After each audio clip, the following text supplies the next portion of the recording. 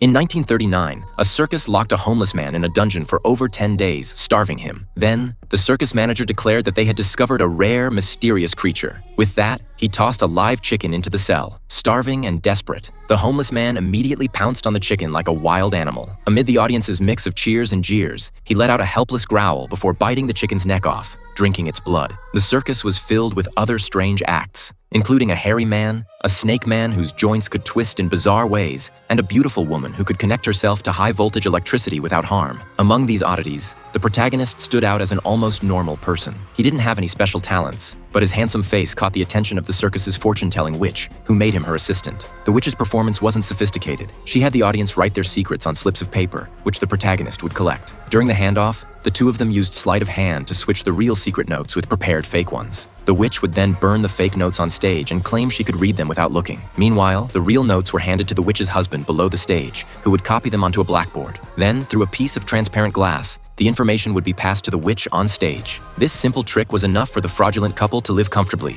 but they had a much more impressive skill. One day, the old man demonstrated a trick. He turned his back, allowing the witch to take any item from the protagonist. When he turned back, without even opening his eyes, he accurately guessed that the item was a watch, exactly like the one the witch had taken. The protagonist, amazed and stunned, was told by the old man that this too was part of the deception. He and the witch had a notebook filled with secret codes. Convinced that he needed to learn mind reading, the protagonist started trying to win the old man's favor. However, the old man refused to teach him the trick, no matter what. That was until one day when the protagonist returned after buying the old man some alcohol. To his surprise, the notebook filled with secrets was lying nearby, and the old man was fast asleep. The protagonist opened it and began reading, but he barely got through a few pages before the old man suddenly woke up. The old man immediately understood the protagonist's intentions and explained that the key to fortune-telling wasn't in the coded notebook. It was in learning how to lie. But the protagonist didn't take the old man's advice seriously. The next day, the old man died of alcohol poisoning in the witch's arms. The protagonist's first thought, however, was about the notebook in the basement. It seemed the old man never expected that the protagonist was a natural-born liar. Not only did he understand everything in the notebook, but he also possessed a strong ability to think on his feet. When the police came to shut down the circus for violating performance regulations, the protagonist easily tricked the sheriff with just one sentence. The sheriff, puzzled, couldn't figure out how the protagonist knew his name. The protagonist then pulled the sheriff aside and revealed a secret. When you were a child, you had a serious illness. A family member gave you a protective amulet. The sheriff, shocked, pulled out a necklace. It was the very amulet his mother had left him. The protagonist seized the moment, telling him, "Your mother in heaven wants you to be kind, not to abuse your power." Fully believing the protagonist, the sheriff was convinced, and the circus was saved from disaster. This film is called Nightmare Alley.